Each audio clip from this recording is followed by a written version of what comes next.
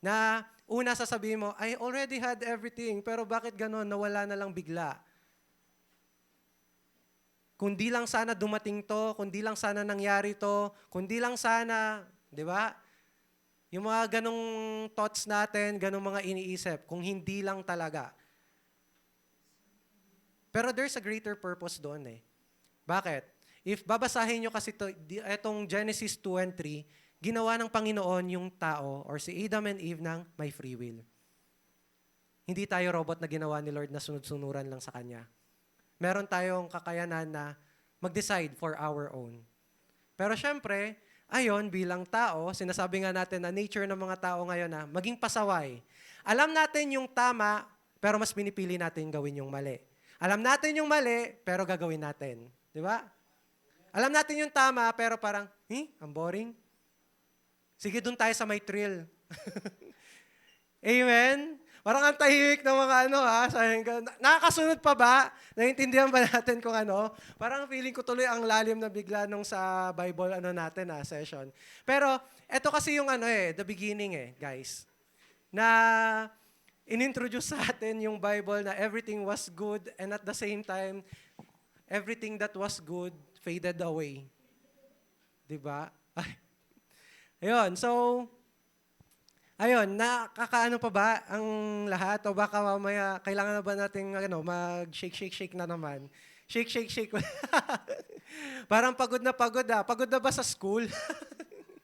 Sa mga may school, sa mga naman dyan, sa working students, pagod na din ba? Yeah. Ayun, so, yes. Ayun, so going back, ano yung lesson natin dito? Sa buhay ni Adam and Eve. Dito sa Genesis 2 and 3. Again I encourage everyone na kung magno-note down man kayo, syempre, basahin nyo on your own personal times, yung mga naka-flash lang na verses. Kasi, ayun nga, gusto kong ma-encourage kayo na, ka nabanggit to nung sharing nung youth jam. So ano kasi yung laman nito? Yon. So, I encourage each and everyone, kung may spare time kayo, sige, basahin natin to. Yon. So, the lesson here is, ayun nga, minsan binibigay na sa atin ng Panginoon lahat. Pero tayo mismo minsan yung tumatanggi. Sinabi na ng Panginoon na huwag mong kakainin yung part na yon or huwag mong kakainin yung prutas ng puno na yon. Pero ikaw naman ito ngayon, hindi, parang masarap yon. Tapos, anong tawag dito? Meron pang ahas. Ayun, ganon. Kainin mo na yan, ganon. Masarap yan, sayang ganon. Sino nagsabing mamamatay ka, ganito, ganyan, di ba? Ganon yung ahas ganon niya. Ay, thank you sa pa-clicker. Ayun. Up, down, up, down. Ayun, so, di ba? The Lord is giving you everything. Nasa sayo na lang yon kung kukunin mo. Binigay niya na Pero nasa sa iyo din kung paano mawawala lahat yon. Hindi si Lord yung may kasalanan. Kasi di ba minsan meron tayong mindset na, Lord, kung hindi mo lang naman kasi inalaw to sa buhay ko, wala naman mangyayaring ganito. Lahat magiging okay. Pero kasi, remember, it is not the Lord who decided your fate. It is not the Lord who decided your path. It is always you. Hindi mo pwedeng sisihin yung tao, hindi mo pwedeng sisihin yung Panginoon kasi ang nagde-decide sila ba? Kasi kahit anong sabihin sa'yo ng mga tao, kahit anong pagpupush sa'yo, o sabihin mo na, yung nagiging peer pressure natin is yung serpent. Kahit anong sabihin sa'yo ng serpent, kung alam mo sa sarili mo kung ano yung tama sa mali, syempre mas pipiliin mo yung doon sa magiging ligtas ka. Hindi naman sinasabing masyado ka naman play safe, masyado ka naman boring, lagi na lang tama yung ginagawa mo.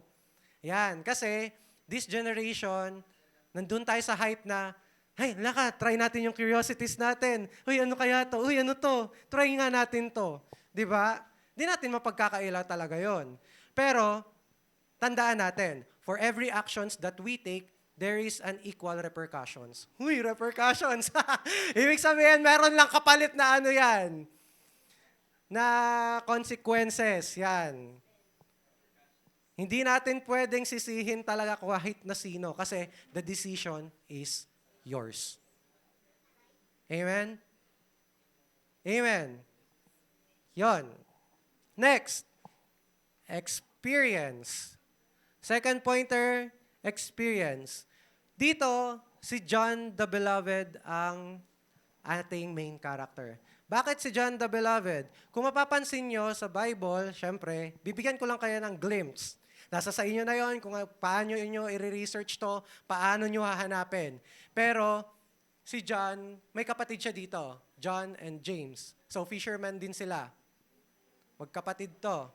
And then, etong si John the Beloved, ayan, meron siyang ugali ng entitlement and mabilis siyang magalit.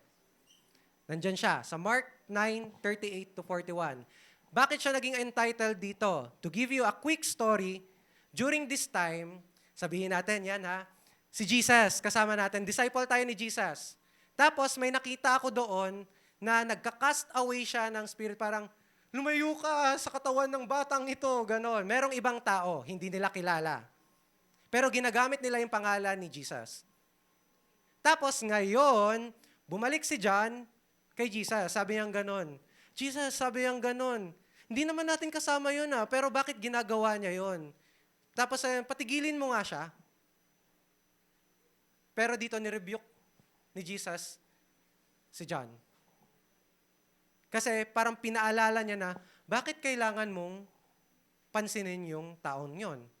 Kasi if the Lord is with you, if Jesus was with you, and hawak mo yung power ng faith na yon, kahit na sino ka man, kaya mo mag-cast away ng demons. Kung naniniwala kang totoo. Kasi, kung papansinin niyo yun, tapos walang nangyari okay, so ibig sabihin, nag-ano lang, panggap-panggapan lang. Gaya-gaya sa hype, ganon. Gaya-gaya lang, kasi lahat na nakauso, nagka-cast away sila ng demons. Tara, mag-cast away din tayo ng demons. Ganon. So, dito, na-rebuke ni Jesus si John. Another thing, dito naman, nung nagalit si John sa mga Samaritans. Kung babasahin nyo sa Luke chapter 9, verse 51-54. Papunta kasi si Jesus, tas kasama niya yung magkapatid, si James and si John. Ngayon, kung nanonood kayo, sino familiar dito sa The Chosen? Yan. So, anong tawag sa magkapatid na to? Sons of Thunders. Bakit tinawag silang Sons of Thunders? Kasi emotional sila, mabilis silang magalit. Ang nangyari kasi during this time, papunta sila sa Jerusalem, kasama nila si Jesus. Ngayon, may mga nakasalubong silang Samaritans. And, hindi sila tinatanggap ng mga Samaritans na to. So parang, lumayo kayo dito, mga Hudyo, mga, para mga Israelites. Ayaw nila sa mga Israelites. Kasi merong parang hindi ko sure kung war or parang merong alitan, yung dalawang faction na yon or yung dalawang tribe na yon na hindi sila magkasundo talaga. Na kapag sinabing Samaritans, ay, dudumi yan. Ganon. Kaya ngayon, nagtanim ng sama ng loob yung mga Samaritans na, ay hindi, di ba kayo mga perfect kayo? Yon, so lumayo nga kayo din sa amin, sa yung ganon, baka mamaya madungisan ko kayo. So yung mga ganong, sabihin na natin merong mga ganong banters during that time. So, during this time, dahil nga napuna sila, and si Jesus kasi naka-front nun So, ang bato ng mga sinasabing masasakit ng mga Samaritans kay Jesus. At dahil naririnig ni James and John yon, sila nagalit. Lord, gusto mo ba paulanin natin ng apoy dito, tapos masunog tong mga to? Tapos nirebuke ni Jesus huwag niyong gagawin yan. Parang kumalma kayo.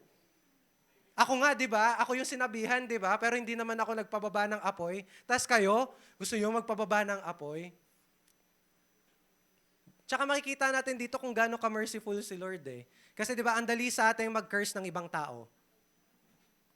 Guys, hindi eto din once you have a relationship with the Lord, hindi siya yung pag nagdasal ka sa Kanya, tapos, Lord, ipanghiganti mo ko dito kasi sinaktan niya ako, kasi ganito yung ginawa niya sa akin.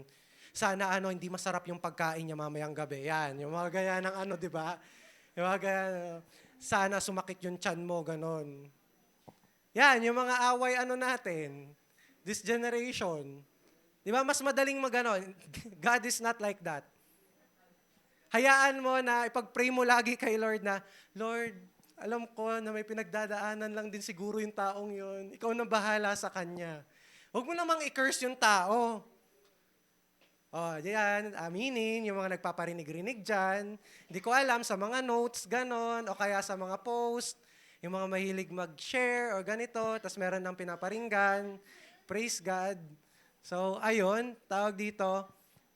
Sige, it's normal na sa generation na yon. Pero, ayun nga, take note guys ha, hindi ganon si Lord na revengeful God yung pinagsisilbihan natin na kapag nagsumbong tayo sa Kanya. Laka Lord, kunin mo na siya, sama-sama niya, ganon. Di ganon si Lord. Yon. So, bakit experience ang napunta kay John the Beloved? Kasi, siya yung natira at siya yung nahuling disciple na kinuha ni Lord. Siya yung nagsulat ng Book of Revelation, guys. Sa kanya pinakita lahat.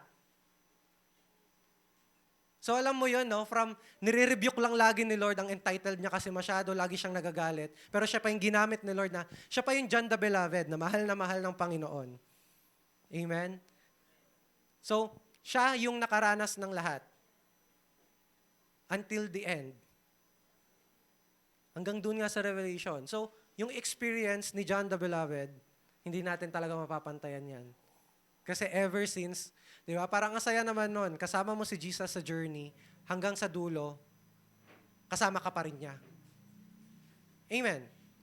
Next. Tama ba yung pinindot ko? Yan. So third, ayan, growth. Joseph, the dreamer. So, ha? Oh, sorry na. Bakit na iwan yung ano? Ayun, down. Ayan, so yung third pointer natin is growth. Joseph, the dreamer.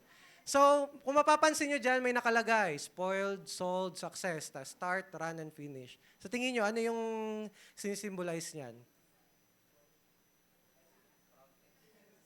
Ha? Progress. Kasi di ba, pinag-uusapan natin is growth. Paano nag-elevate yung buhay ni Joseph during that time? Joseph the dreamer. Sige, puntahan natin yung mga pointers natin. Spoiled sa start. Bakit spoiled si Joseph sa start? Bunso, favorite. Hindi ko sinasabi, guys, wala akong inaano dito na hindi porket wala akong pinag-aaway dito magkapatid ha, or ano, kasi alam ko may mga magkakapatid dito. Ano, wala akong pinupush dito guys na ano.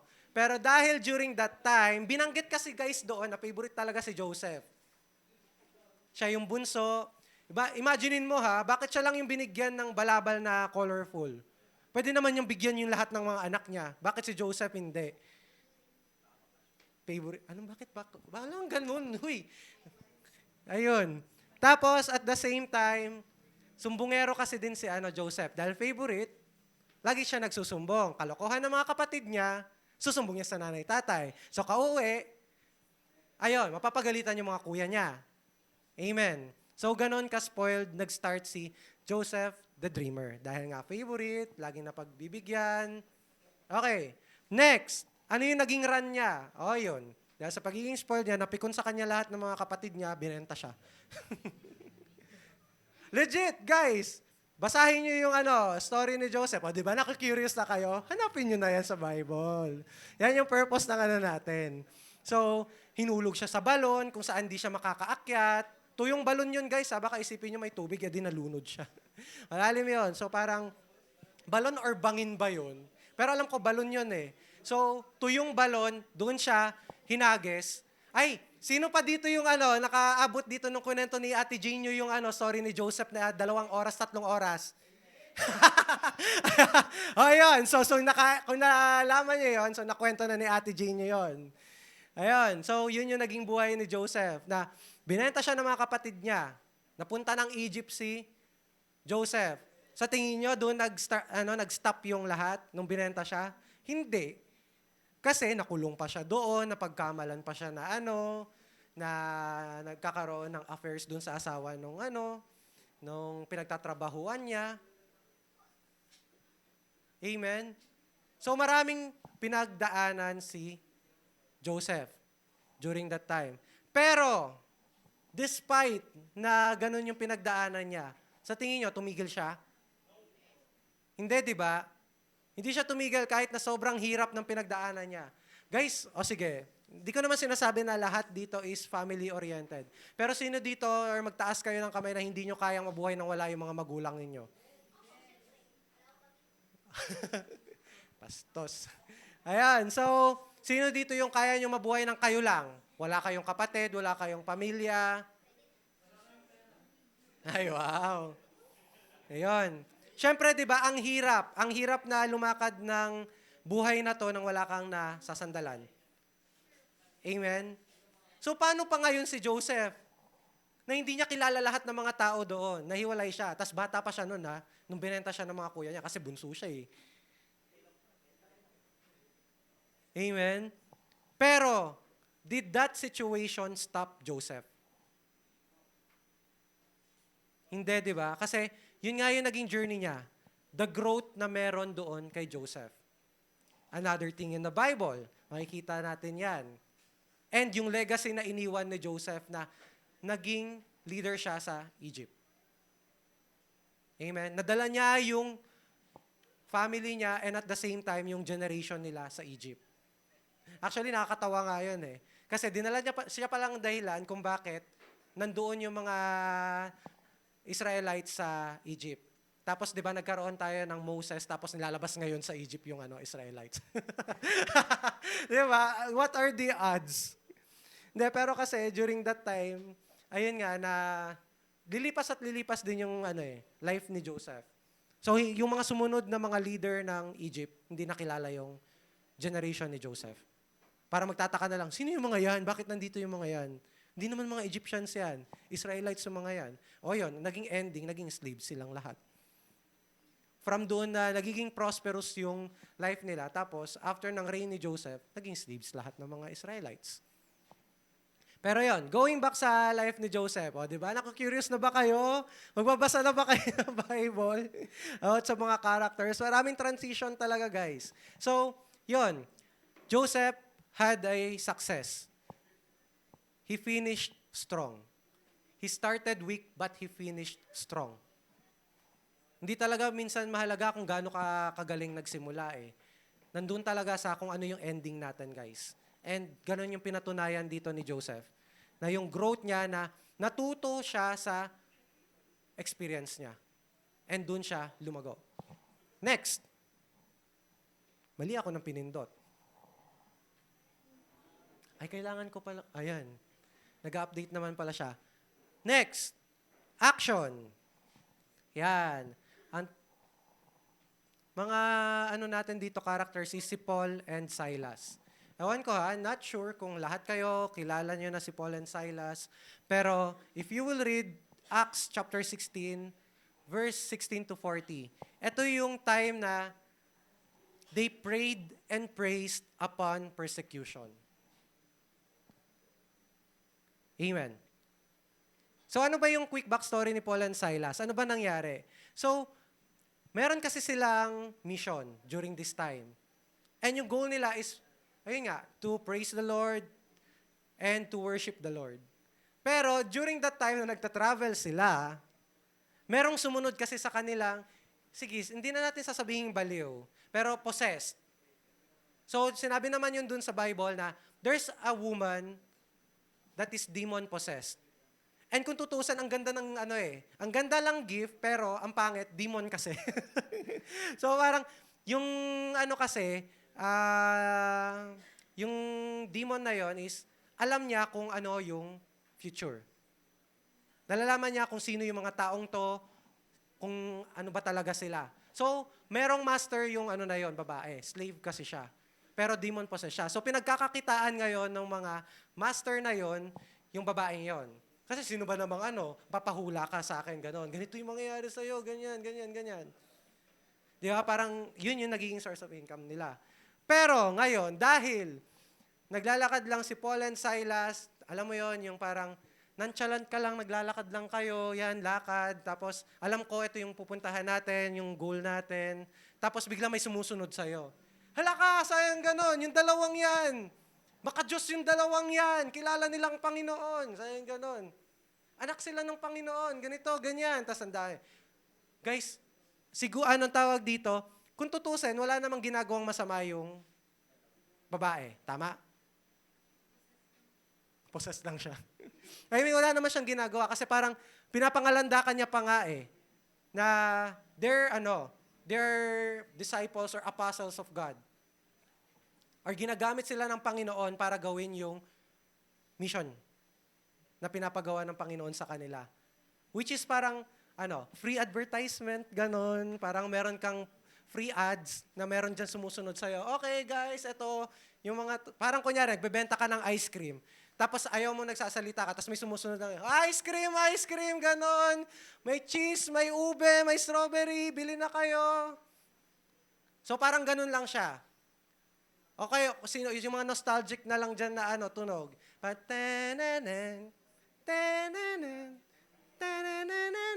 Sa mga hindi na nakakaalam noon, sorry na, matanda na ako. Yung mga selecta. Ayan, di ba? Buhay sila. Selecta. Pasaway. Ayun, di ba? Pag, naririnig nyo na yan, o kaya yung tililing na lang. Ting, ting, ting, ting, ting, ting. Alam nyo, meron nagbebenta na ng yung bell, parang ting, ting, ting. Ice cream, yung mga lang. Yung mga pang hindi 21 pesos na pang 21 pesos na makakabuhay daw ng joke lang. 21 pesos per meal, ice cream, joke lang. Hindi, pero ayun. Ala ka, baka tayo dito. Hindi, pero ayun, na meron silang advertisement, si Paul and Silas, na hindi naman nila pinapangalandakan kung ano yung pinapagawa sa kanila. Pero dahil merong nakakakita or nagkakaroon ng foresight na babae na demon-possessed, yun, may advertisement sila. Etong si Paul, dito, nung pinag-aaralan namin to, meron pala siyang ugaling pikon. So napikon siya, nainis siya, ang ginawa niya tuloy, kinas away niya yung demon. So ngayon, malaya na yung babae. So syempre tayo, di ba matutuwa tayo, yay! Wala na yung demon. O syempre lahat ng mga tao na nakatira doon, nainis sa kanila. Paano na natin malalaman yan yung future natin? Kasi di ba, paano yung pagkakakitaan ng may-ari ng slave na yon? Kasi normal na tao na siya. Tama? Yan, dyan tayo papasok sa Kung nakinig kayo sa preaching ni Pastora Inday, good intention pero wrong execution talaga. Na parang gusto mong tumulong ng ibang tao pero mali yung pamamaraan. Yon, isa yun sa mga demon pa talaga yung kasama mo. Demon pa talaga yung kapartner mo. Yon. So, yun nga.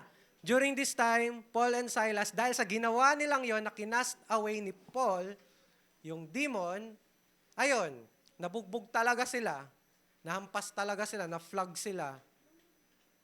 Tapos kinaladkad talaga sila papunta ng prison. Nang dahil lang doon.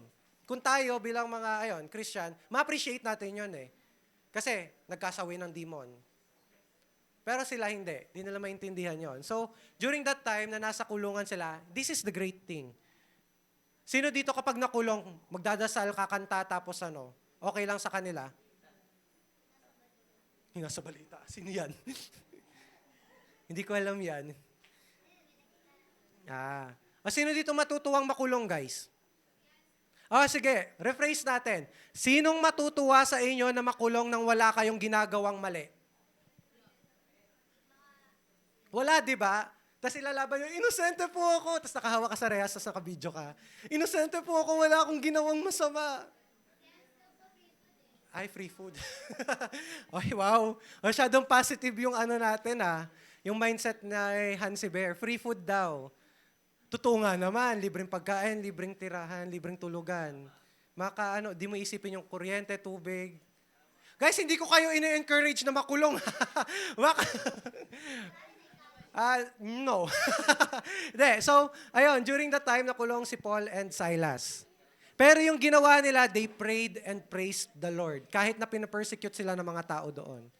And alam nyo ba, sobrang ganda ng story na to. Kaya sabi ko sa inyo, ayun, I encourage everyone, kung gusto nyo malaman yung story ni Paul and Silas, basahin ninyo. Kasi during this time na nagpe-praise and worship sila, guys, bumubukas lahat ng mga pintuan. Yung angel, sinusundo talaga sila palabas. Tapos, ang nakakatawa dito, bumabalik sila sa loob. Kasi, may story dito Papatayin na sana nung nagbabantay sa kanila yung buhay niya. Kasi, Dahil nakawala nga yung dalawa, and para sa mga tao doon, malala yung ginawa nilang kasalanan. Kaya, kapag ano ba yan? Bakit may paganyan? Ayun, kaya nung nakalaya si Paul and Silas during that time, gusto nang magpakamatay nung isang guard. Yung guard na nagbabantay sa kanila. Kasi, papatayin din naman nila ako, bakit hindi na lang ako? Patayin ko na sarili ko, pero hindi yun yung nangyari. Paul and Silas, sila pa yung talagang bumalik sa kulungan, and then, wag mong papatayin yung sarili mo. And at the same time, the good thing here is, na-win ni Paul and Silas yung family nung nagbabantay sa kanila, nung guard na yon. So yung generation ng guard na yon, until the family, tinanggap nila si Lord. Amen. Partida yun ha, nakulong na sila, pero nakagawa pa rin sila ng magandang bagay. Alam nilang inosente sila. So kayo, ayun nga, yung question sa inyo, kayo, matutuwa ba kayo, makukulong kayo, nang wala kayong ginagawang mali? Sabihin mo na, frame up lang po kami. Hindi talaga kami. Sabi nila, pumunta lang ako dito, tapos nakita ko, hala ka, may nakasaksak na dun sa isa. Bakit may ballpen? Mga estudyante po kasi. Joke lang. Hindi, pero yung mga ganong guys, na sometimes, kailangan lang talaga natin sa na i-take action natin when we are facing trials or nagkakaroon tayo ng problema sa buhay. We just need to pray and praise the Lord. Parang isipin mo, kuya, mas masaya kasing magdrama, yung parang nasa sulok ka, tapos mag-i-emo ka doon. Sad boy, sad girl, nagwo-walling ka na lang doon. Tapos meron ka pang pa-sound music na pa-effects, ganon. Tapos nasa sulok ka lang. Yung parang alam mo, yung feeling mo nasa music video ka. Ay, alam na alam. Sorry. Sorry, dumaan lang din sa ganyang face. Guys, di naman ako mag-alo. So may mga ganong moments. Tas yung, alam niyo yung nakadungaw ka lang sa bintana, tas umuulan, tas naka-headset ka, tas sa lungkot ng pinapakinggan mo. Yan, mas gusto natin nagsisenti. Mas gusto natin nagdadrama. Meron naman tayong pwedeng mas magandang gawin. Ayun, we need you to just pray and praise the Lord. Ako, ganun na yung Siyempre, tapos na ako dun sa season ko. Ano ba yun? Magdadrama pa rin ako. Parang kapag nagdadrama ako, sige, iiyak ako. Pero, iiyak ako nang pinapakinggan ko, Christian song. Yung parang, word, parang, niyakap mo ako sa aking karumihan. Tapos iiyak na ako dun. Yung mga ganong moments. Kasi parang alam mo yon, there is a God that wants to accept you just who you are. Hindi mo kailangan mag-adjust sa mga tao, hindi mo kailangan i-please yung mga tao. Hindi mo kailangan makisunod sa kanila. Merong Diyos na kaya kang tanggapin. No matter who you are. Kasi eventually, change will come once na yung relationship mo with the Lord grows. Hindi naman tayo mag-i-stop doon sa part na eto lang kasi ako. Ako lang to, si Carlet, ganon, na makulit. Ayun. Ako lang to, si Brian, na tahimik.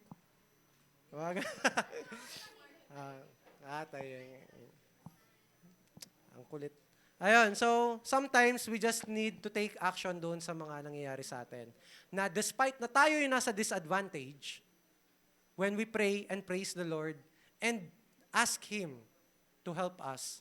Kasi yun Yun yung power ng prayer na yun Doon at doon tayo magpo-fall sa solution na ibibigay sa atin ng Panginoon. Na hindi tayo magkakamali ng sinunod. Amen? Kasi kapag yung sarili lang natin, talaga mapapahamak tayo. Pero pag nakinig tayo kay Lord, alam naman natin na hindi niya tayo papahamak. Amen? Next. Parang feeling ko, ang tagal kong nag-aano dito Hindi naman. Di pa. Ayan. Fifth. Conviction, yan. If anyone is familiar, especially sa mga nag-children, dyan, na to? Lagi nang nababanggit to. Daniel and yung Shamego. Si Daniel and yung Shamego. Mababasa niyo yung story nila sa Book of Daniel sa Bible. Yan. So ano yung ating pointer dito or yung ginawa nila? Fought with faith without faltering. Nilaban nila yung pananampalataya nila nang hindi sila nagkakaroon ng second guessing. Parang wala silang duda. Hindi. Alam ko tama tong sinusunod ko. Wala akong pakialam kung ano sasabihin ninyo. Alam kong totoo tong pinaglilingkuran kong Diyos. Alam ko na hindi ako ipapahamak na to. Amen.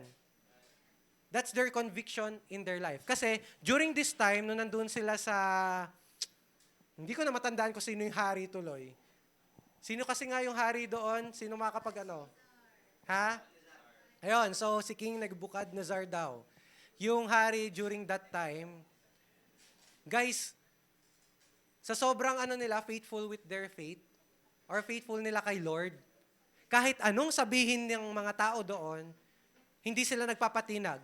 Parang kunyari, 1:1,000 o 1:1,000,000 talaga. Kung ganun karami man yung tao doon.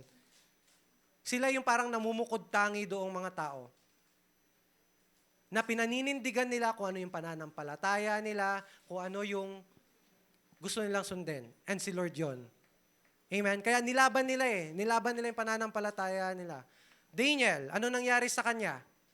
Dahil hindi siya sumusunod sa batas na nilatag ng hari, pinatapon siya sa lion's den. May nagawa ba yung mga lion? Wala. Shamego, dahil hindi rin sila sumunod, ipinatapon sila sa pugon ng apoy. Ano nangyari? Wala. Nagsayaw-sayaw pa sila dun sa loob.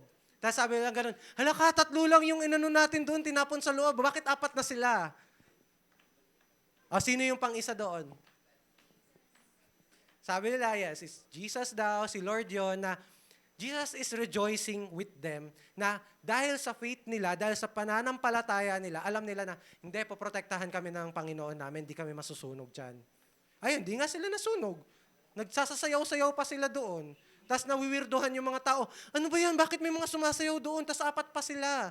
Di ba tinali natin yung mga yun bago natin ihagis doon sa loob? Bakit ngayon parang nag-enjoy pa sila doon? Di ba? The big question mark doon sa mga taong nagpa-persecute sa kanila. Tapos every time na may lumalapit doon, dahil sobrang init noon, nasusunog talaga sila. As in nalalapnos talaga yung balat nila.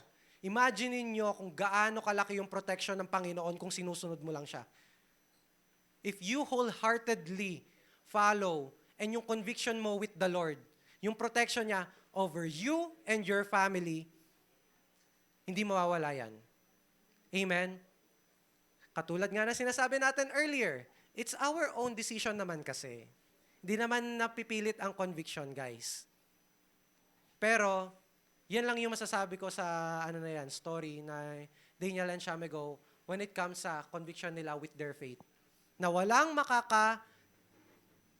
talo sa kanila talaga or wala talagang makakagapi sa kanila as long as alam nila na Jesus got my back. The Lord got my back. Hindi niya ako papabayaan in these situations. Amen. And lastly, ayaw mag-press. Ayan. Next, yield. Bakit yield? And ang naging example natin, si Mary and Joseph. Amen. Pointer, bear the burden of breaking barriers. Uy, bakit breaking barriers? Tapos bear the burden. Bakit? Kuya, ano ba naman yan? So, ibig sabihin, sa journey na to may burden? Yes. Bakit? Kasi, ano yung magiging burden natin? What we are fighting for is against sa mundo. What's normal sa mundo, hindi normal dito. Kaya nga sinasabi nila, or laging ina-emphasize ng mga pastors, sa mga leaders, we are the abnormal ones. We are not the normal ones. Kasi yung normal, yung mga tao dito sa mundo. Which is, pwede mong gawin lahat ng gusto mong gawin. Ayan, all the vices, all the kalokohan, lahat ng krimen, sige, go lang. Walang magja-judge sa'yo dyan. Minsan, makaka-vibes mo pa nga yung mga tambay dyan sa kanto eh. Oh, shot muna pre, gano'n. Shot ka muna. Ay, oy, may nag-react. Mukhang may inaalok. Hindi, joke lang. Hindi, so alam mo yon na mas makaka-vibes, mabilis pa nga maki-join sa kanila eh. Rather than mahirap maki-join sa ganito. Tama? Sige.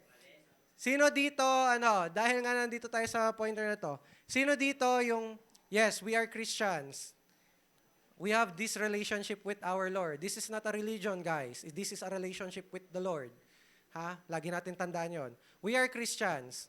Are we Christians inside the church only, or are we Christians even outside the church? Kasi ang pinakamasakit na masasabi, guys, ito ako kapag sinabihan ako na, di ba Kristiyano ka, bakit ganyan yung ugali mo? Di ba Kristiyano ka, pero bakit ganyan yung mga lumalabas sa bibig mo? Di ba Kristiyano ka, parang alam mo yun na, people are questioning you about your relationship with the Lord. Kasi hindi nga tayo nag-rely sa religion, guys. Na, yes, sabihin na natin na, hindi, nasa ano pa naman kasi ako. Nasa journey ko pa naman ng pagbabago. So, it's okay, sayang ganon. Pero kasi, kapag wala kang rebat during that time, sino dito, meron nare-rebat kapag ganon yung sinasabi sa inyo? Wala. O sino na dito yung nasabihan ng ganon? Kristiyano ka, di ba? Or sabihin na natin, mas kilala kayo as born-again Christians daw. Di ba born-again Christian ka? Bakit ganyan ka? Ba't ganyan ugali mo? Sino na nasabihan ng ganyan? Sino na na-question ng ganyan? Ay, walang gusto magtaas. Ayun. Ayun. So ako, nasabihan na din ako dati ng ganyan. Which alarmed me, ano nga ba talaga yung dinadala ko outside? Diba? Na dapat tayo yung nag-i-influence, tayo yung nagiging salt and light outside. Pero bakit parang ikaw pa yung nagiging source na nawawalan sila ng hope? Wala rin naman pala kami mapapala dyan kasi ganyan yung ugali ng mga to. Kaya nga, di ba, if aware kayo, maraming nagiging issues with churches, church hurt, ganon, na meron daw kinoconvict na mga member or ganito, ganyan. Pero, ayun, ang hirap, mahirap talaga kasi breaking barriers tayo, guys, eh. We are breaking the norms of this world. And yun yung pinagdaanan ni Mary and Joseph. Bakit? Quick backstory. Sino ba si Mary and Joseph? Amen. Praise God. Yung tumayong parents ni Jesus dito sa mundo. Guys, kung tutuusin, during that time bawal magkaroon ng anak ang isang babae nang wala kang asawa. Kasalanan yon. Babatuhin ka hanggang sa mamatay ka. Ganon yung parusa doon talaga. Stone to death. Gusto nyo ba yon? Stone to death. Ngayon kasi normal na yan eh. Hala ka, na-aksidente, lumubo yung tiyan. Ganon, tapos maya-maya, tinakasan nung diba, hit and run. Na hit and run daw. Ano yan, aksidente kang nabuntis. Yung mga ganon. Ngayon kasi normal yan, guys. Hindi, honestly speaking, guys, if we are going to open our minds, that is real in this world. Doon, during that time, that is sacred. Na hindi ka pwedeng mabuntis kasi nang wala kang asawa, nang hindi ka kasal. And during that time, guys, isipin nyo na lang yung burden ni Mary noon. Mag-asawa sila, or dapat ikakasal sila ni Joseph. Tapos nalaman ni Joseph, buntis ka? Paano? So syempre, alam nila sa sarili nila, wala silang ginagawang kababalaghan. Hindi, parang wala pa sila doon sa point ng relationship na ganon. Pero bakit ganon? May holy conception or conceiving. Merong parang it's the Holy Spirit. Ha? Sabi ni Lord. Ayun, holy intervention. Hindi, ayun na si Mary yung naging vessel. Na siya yung naging nanay ni Jesus. Sa kanya pinadaan ni Lord talaga. And si Joseph yung tatay nun. Siyempre, 'di ba? Ang hirap nun situation na yon na, hala ka, hindi natin tumalalaban sa mga tao. Ang hirap naman i-explain nito na si Lord yung kaya. Kasi, alam mo yun guys, na eto napapansin ko lang. Kapag yung isang maling bagay na validate, lahat na validate na. Tama? Parang kunyari, pagod ako. So, dahil pagod ako, stressed ako, bigla kitang nasigawan, okay lang yon. Kasi pagod ako stressed ako. Tapos pag merong naka-relate sa'yo na, oo nga naman, kasi kapag pagod ka or stressed ka, ayaw mo nang ginugulo ka tapos biglang may gaganon pa sa gilid mo, o kaya bigla may kukulit sa'yo, uy. Tapos minsan yung nagiging reaction na, tigilan mo nga ako, ganon, o kaya, lumayo ka sa akin, ganon. Ay, di ako ganon. Di ako nagsasalit. Ay, bastos. Hindi. Ayun nga na, Guys, ganun na validate yung mga maling ginagawa natin minsan. Amen? Kapag meron ng mga taong nakaka-relate sa'yo. Pero kasi iba yun eh. Iba yung dapat na alam natin sa sarili natin kung how we would practice self-control, the patience, the understanding, na kahit na punong-puno ka na, kailangan mong mag-inhale, exhale talaga. Yes, the world is overwhelming. Life is overwhelming. Pero that's part of our run eh. Di ba nga, sabi doon sa run ni Joseph, hindi naging madali. Sa tingin nyo, kung hindi naging madali sa mga tao dito sa mga Bible yung life nila, magiging madali para sa ating lahat? Lalo na, alam natin sa sarili natin kung pinipili ba natin yung tama sa mali. Amen. Yon. So, Mary and Joseph had to run that part na kailangan nilang i-bear yung burden ng breaking barriers. Parang sila yung isolated people na they're the chosen ones to take care of our Savior, to take care of Jesus. Amen? So, they yield. Sinunod nila yung Panginoon. Amen. Next. Yan. So, malapit na tayong matapos. At ayaw nang lumipat ng PowerPoint. Ayan. So, quick summary ng Bible characters. First natin, Adam and Eve. Yan. Anong pinakita ni Lord sa buhay nila? God still shows His love for them. Bakit? Nung nakastaway sila sa Garden of Eden, sa tingin nyo, pinabayaan na lang sila ni Lord? No. Mahal niya pa rin sila. Despite ng nangyari. Amen. Pero, ayun nga, they still followed naman eh. Kasi alam nila kung ano yung ginawa nila and they know the consequences. And they accepted it. Which is yung maganda namang ugali ni Adam and Eve na tinanggap nila kung ano yung punishment sa kanila. Pero, ayun, it doesn't mean na na-cast away sila during that time, hindi na sila mahal ng Panginoon. Kasi tayo, di ba, bilang mga yan. Sino dito matampuhin? Yan. Yung kapag kunyari, feeling mo, di ka nabilong, tapos ayaw mo na sumama sa kanila. Amen. Yan, yung kapag na-isolate ka, hindi ka na makarelate sa kanilang lahat, ayaw mo na sila makasama. Maraming salamat Pero the Lord is not like that. Si Lord yung kayang-kaya kang tanggapin talaga and mamahalin ka niya for who you are. Bumalik ka lang talaga sa Kanya. Amen? Next, John the Beloved. Ayan. God elevated His life through. True. Bakit kulang? Ayan. God elevated His life through experience. Kasi siya yung experience natin kanina. Na from doon sa ugali niyang na tawag dito, may entitlement siya, lagi siyang nagagalit. Pero after noon, na-appreciate niya yung life. Na-appreciate niya yung pagkilos ni Lord. Kaya nga sulat niya yung mga libro eh. May 1 John, may 2 John, may 3 John pa siya. Tapos may pa-revelation pa siya, di ba? So, God elevated his life. Ginamit talaga siya ng Panginoon. Amen? Next, Joseph the Dreamer. God provided guidance during trials. Hindi naman din pinabayaan ni Lord si Joseph. Amen? Tsaka, kung tutusin isipin nyo, sa kanilang lahat na magkakapatid, 12.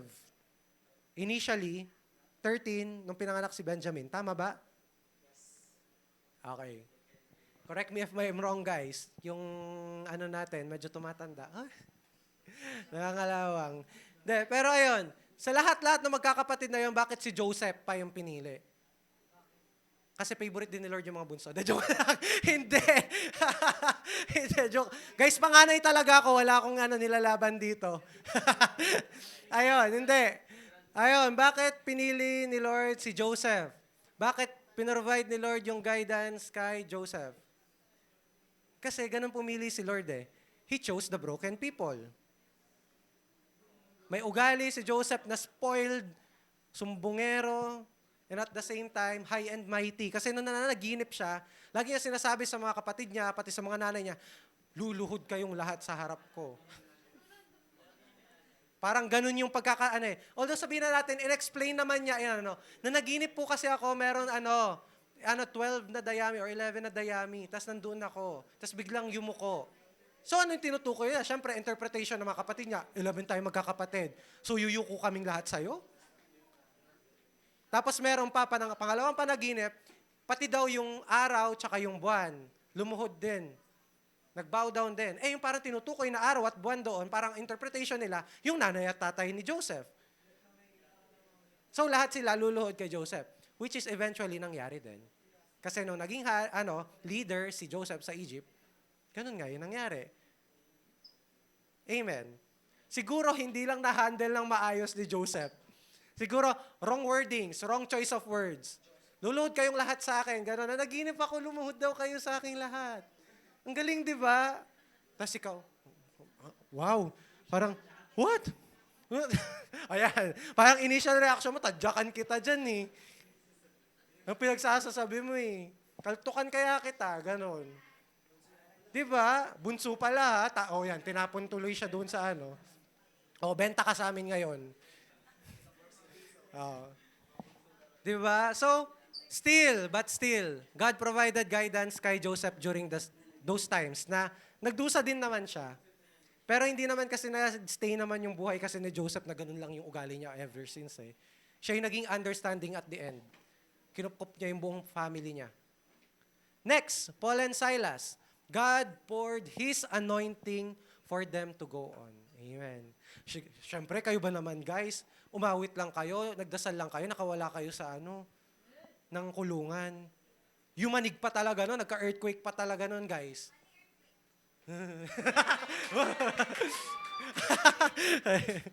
Mamaya, pag-earthquakein ko din kayo, kala nyo, ha? Ayan, so nagkaroon ng earthquake, sunundo pa sila ng angel. Alam niyo yun na, malalaman nyo na they are God's children talaga. They are anointed by the Lord. Guys, kasi, sige nga, punta kayo ng kulungan, try nyong gawin yon. Sa tingin nyo, yayanig yung lupa, tapos may susundong angel sa inyo. Di ba? Yun yung level of anointing na meron si Paul and Silas during that time. Next, Daniel and yung Shamego, si Shadrach, Meshach, and Abednego. God celebrated with them on their victory. Ayan. Katulad nga sinabi kanina na nung binato yung Shamego talaga doon sa pugon, nagsasayaw-sayaw pa sila doon sa loob.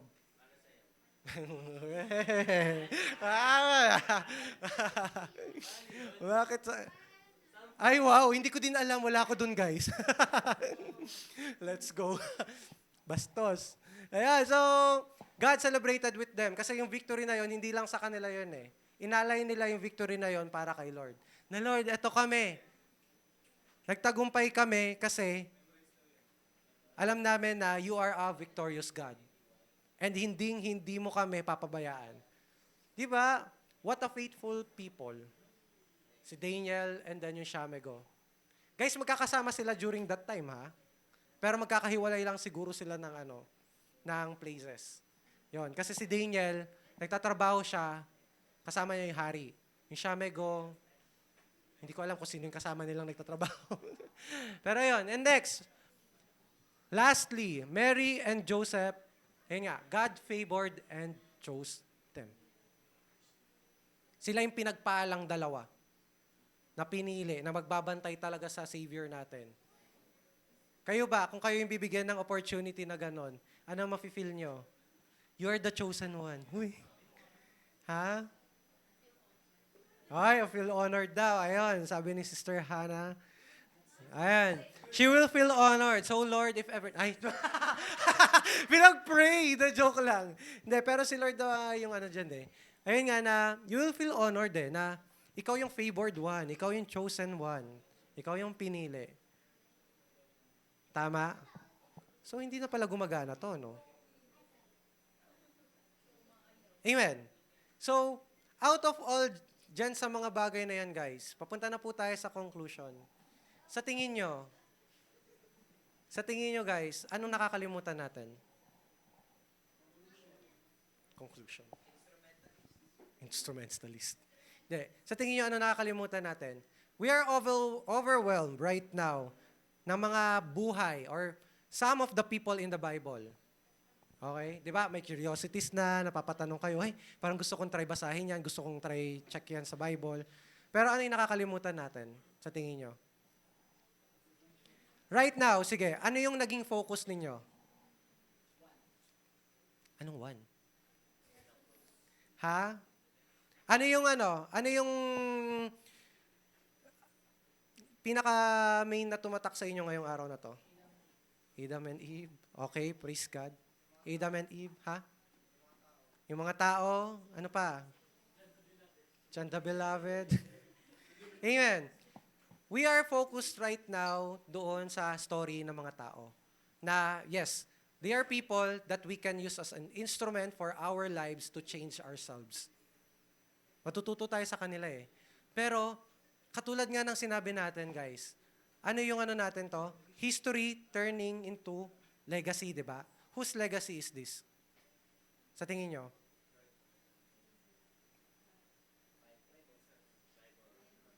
Bible.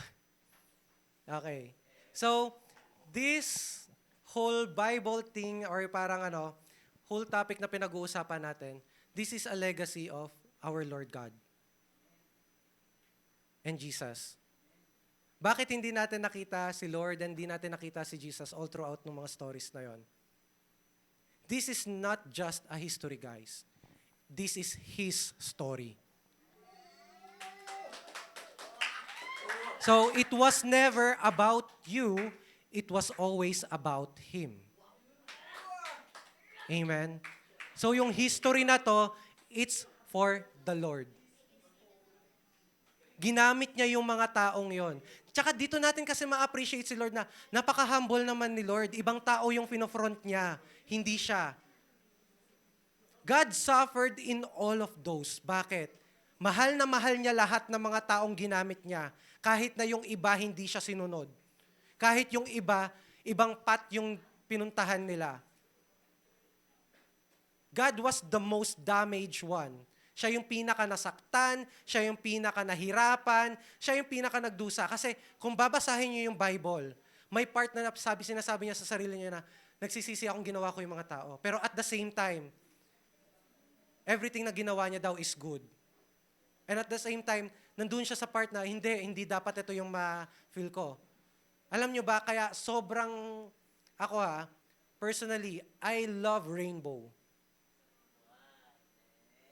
Pero, kasi 'di ba, yun yung binaba ni Lord kay Noah na hindi ko na uulitin yung babahain ko yung mundo dahil sa kasalanan or sa karumihan ng mundo. Amen? Pero kasi right now na iiba yung ibig sabihin ng rainbow I am not attacking anyone, okay? Pero that is the symbolism that the Lord left us.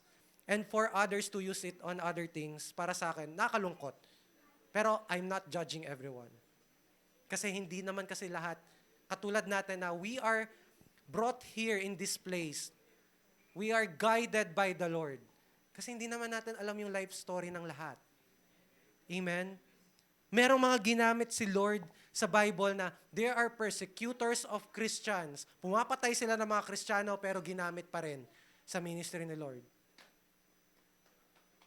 Merong mga makakasalanan, pero ginamit pa rin ng Panginoon sa ministry niya, sa mission niya. Merong mga broken people, lahat talaga. Lahat ng negative things, negative emotions, makikita at makikita mo sa ugali ng mga ginamit ni Lord, pero He still chose them. So, lagi nating iisipin na, ayun nga, siguro, right now, this is another chapter. Sabihin natin, si Jeremiah, tumatak yung buhay niya sabihin natin, if anyone is aware about the second coming, if ever man talaga nawala na and wala na magiging history yung life ni Jeremiah. Na he is faithful, ganon, kahit nagsimula siya na hindi maganda, pero magagamit siya magagamit yung life niya na para maging motivation and at the same time na to uplift others. Amen? Kasi, ayun nga, ganon ka-humble yung Panginoon natin. Katulad na nga lang kagabi nung pinag-uusapan natin, nung life group, devotion time sa music team. Na-share na ni Kuya Romel sa amin na meron tumatak sa akin doon na kaya minsan nagiging blinded tayo sa mundong ito kasi we are becoming lovers of ourselves. Masyado na nating minamahal yung sarili natin, masyado na nating finofocus yung sarili natin na hindi natin alam. Nilalamon na tayo ng sarili natin na hindi na natin talaga nakikita na si Lord talaga yung kumikilos sa buhay natin. Amen? Kaya, ayun, right now guys, I invite each and everyone na, ayun, let's stand up and let's sing a song for the Lord na it's hard, yes, na parang the suffering, sabi ko nga sa inyo, na yung Panginoon natin, yung nagdusa in every step, in every decisions na meron tayong nagagawa sa buhay natin. And hindi yun hino-hold against sa atin ng Panginoon. Kasi ganun nga siya ka-graceful, ganun siya ka-merciful in our lives. And those people in the Bible talaga, those are just examples, guys, ng life na pwede nating tingnan na, ay, Lord, nangyari na to sa mga tao na binabantayan mo during that time and ayoko mangyari sa akin to. Kasi at the end, ano ba yung goal natin? Katulad ng sinabi ko sa simula na, are we going to choose to break generational curses or bring generational curses? Amen? Kaya right of this moment, ayun, let's just worship the Lord. Let's give Him praise. Let's give Him honor. And i-appreciate natin yung Panginoon natin. Amen? Kasi kung tayo din naman yung mag-a-assess, deserve ba ni Lord lahat ng yon? Deserve ba ni Lord lahat ng pain na yon na pinadanas natin sa Kanya? And kung babalikan natin guys, yung John 3:16 talaga, na inalay niya pa yung kaisa-isa niyang anak para lang sa ating lahat. Hindi pa ba tayong matutuwa na ganun tayo kamahal ng Panginoon? Amen? Kaya right at this moment, guys, I invite each and everyone to just enter in the presence of the Holy Spirit right now. Hayaan niyo muna yung katabi ninyo. If you want to go in a isolated place, if you want to, ayaw mong may katabi ka lang, gusto mong maghanap ng space mo, go. I encourage each and everyone. And then, try to seek the Lord right now. Na, yung hanapin mo lang yung presence ni Lord. Ask God, Lord, ano bang ginagawa ako all this time? Lord, am I hurting you right now? Lord, nasasaktan ba kita? Kaya sa mga oras na ito, I invite and encourage everyone to just praise and worship the Lord right now. Ask Him. Kausapin mo yung Panginoon sa oras na to. And as we sing this song, let's put in our hearts how the Lord was not limited for us, but He is unlimited in providing all we need, in filling the gaps in our life, in filling the void na nararamdaman natin. Yes, Lord.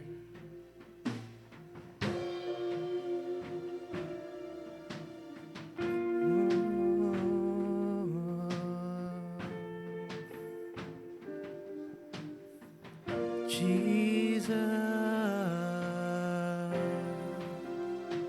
we invite you here in this place.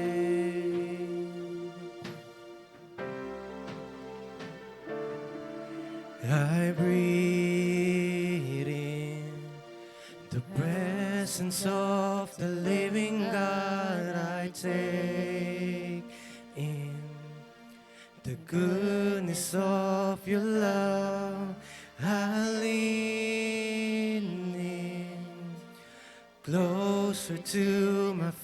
sa